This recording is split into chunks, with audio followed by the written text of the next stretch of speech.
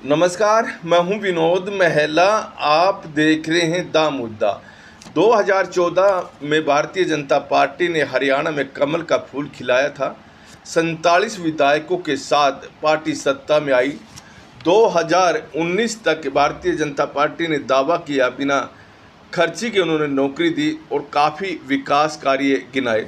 लिहाजा 2019 के लोकसभा चुनाव में भारतीय जनता पार्टी ने हरियाणा में 10 की 10 लोकसभा सीट जीती और 3-4 महीनों के बाद जब विधानसभा चुनाव हुए तो भारतीय जनता पार्टी को यहाँ पर बहुत बड़ा झटका लगा। भारतीय जनता पार्टी 40 विधानसभाओं में जीत हासिल कर पाई।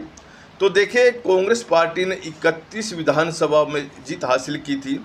लिहाजा किसी भी पार्टी को बहुमत नहीं मिला। उस स्थिति में देखें तो जेजेपी तीसरे नंबर की पार्टी थी, उसकी तरफ दोनों पार्टियों ने देखा।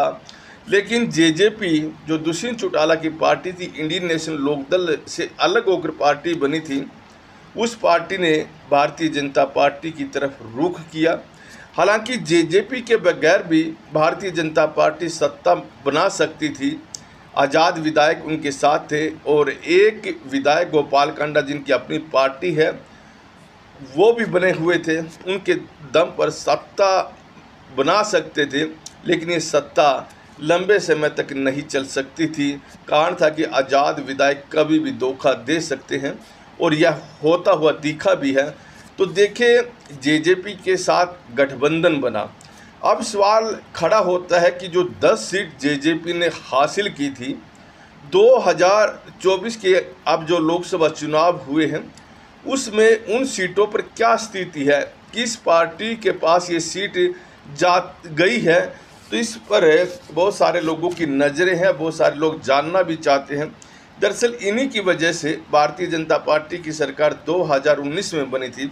तो देखिए, दुष्यंत चौटाला जो उचाना विधानसभा से विधायक बने थे और उप मुख्यमंत्री भी बने हैं, तो जो दुष्यंत चौटाला के पास 9 अन्य विधानसभा थी। तो देखिए, 10 में से 1 सीट भारतीय जनता पार्टी के खाते में गई है और 9 सीट ऐसी हैं वो इंडिया गठबंधन के पास गई है। 7 सीटों पर कांग्रेस पार्टी जीती है, 2 सीटों पर आम आदमी पार्टी ने जीत हासिल की है।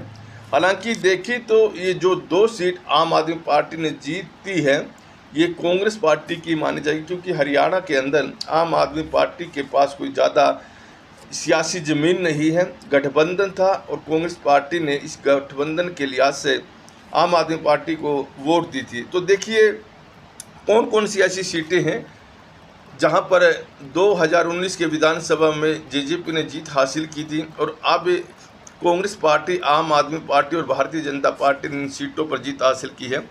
उचाना दुष्यंत चौटाला जहां से विधायक बने थे, नारनौंद दादा गौतम वहाँ से विधायक बने थे। जुलाना ये जींद में पड़ती है, उचाना जींद में पड़ती है, नारनौंद हिसार में पड़ती है, तो बाडड़ा भिवानी में पड़ती है, उकलाना हिसार में पड़ती है, नरवाना जींद में पड़ती है और टोहाना जो मंत्री रहे हैं बबली उनकी सीट है टोहाना। ये सातों की 7 सीट कांग्रेस पार्टी ने जीती है। तो देखिए, नारनौंद से जो विधायक हैं दादा, वो इस समय जेजेपी से नाराज चल रहे थे, हालांकि वो विधायक बनते ही नाराज हो गए थे। तो इस तरह से देखिए, यहाँ 7 सीटों पर जिस तरह से कांग्रेस पार्टी ने जीत हासिल की है, तो कहीं ना कहीं आने वाले विधानसभा चुनाव में यहाँ कांग्रेस पार्टी बड़ी मजबूत दिखाई दे रही है। दूसरी बात करें, आम आदमी पार्टी ने 2 विधानसभाओं में जीत हासिल की है, गुला और शाहबाद। गुला में ईश्वर सिंह विधायक हैं, शाहबाद में रामकरण काड़ा विधायक हैं। यहाँ कांग्रेस के प्रत्याशी नहीं थे कुरुक्षेत्र संसदीय में। यहाँ जो प्रत्याशी थे वो सुशील गुप्ता आम आदमी पार्टी के प्रत्याशी रहे हैं, साझे प्रत्याशी। तो 2 सीटें आम आदमी पार्टी के खाते में गई हैं। हालांकि अगर ये 2 सीटें सही माने ये भी कांग्रेस के खाते में मानी जा सकती है। बरवाड़ा विधानसभा एक ऐसी है जहां पर जेजेपी ने 2019 में जीत हासिल की थी, लेकिन यहाँ यह एकमात्र सीट भारतीय जनता पार्टी ने जेजेपी से छीन ली है। यानी 10 सीटों में से 7 सीट कांग्रेस, 2 सीट आम आदमी पार्टी और 1 सीट बीजेपी ने जेजेपी से छीनी है।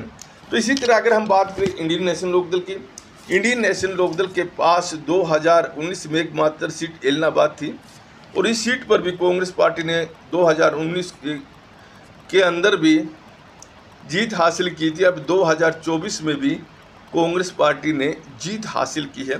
तो कह सकते हैं कि जो आने वाला समय है जहां पर जेजेपी ने जीत हासिल की है, वहां पर भारतीय जनता पार्टी इतनी मजबूती नहीं बना पाई है जितनी कांग्रेस पार्टी ने बनाई है। तो देखिए, अब 3 महीनों के बाद जब चुनाव होंगे तो उस समय भारतीय जनता पार्टी और कांग्रेस के बीच बड़ा कांटे का मुकाबला देखा जा सकता है। तो देखिए, 5-5 लोकसभा सीट दोनों पार्टी ने जीती है, वोट प्रतिशत भी करीब करीब बराबर है। हालांकि 2019 के लोकसभा चुनाव और 2024 के लोकसभा चुनाव की दृष्टि से देखें, भारतीय जनता पार्टी का जो वोट प्रतिशत है बहुत कम हुआ है और कांग्रेस पार्टी का बहुत बड़ा भी है। अब देखने वाली बात रहेगी कि विधानसभा चुनाव में क्या कांग्रेस पार्टी उस वोट को हासिल कर पाएगी जो 2024 के लोकसभा चुनाव में उन्हें हासिल किया है, और भारतीय जनता पार्टी क्या उन्हें रोक पाएगी। यह सब देखने वाली बात रहेगी।